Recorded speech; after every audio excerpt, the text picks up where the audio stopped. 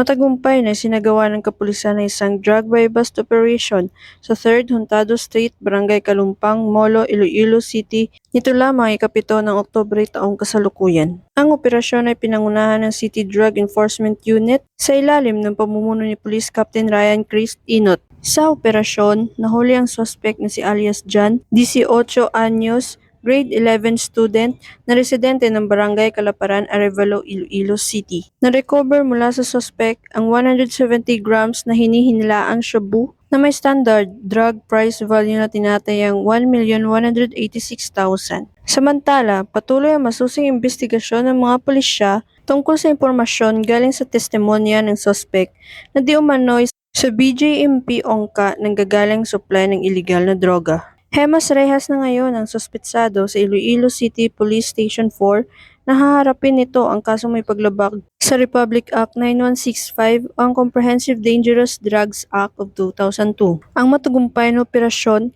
ay isang patunay ng patuloy na pagsisikap ng mga kapulisan sa Iloilo City na labanan ng iligal na droga sa lungsod upang makamit ang isang drug-free Western Visayas.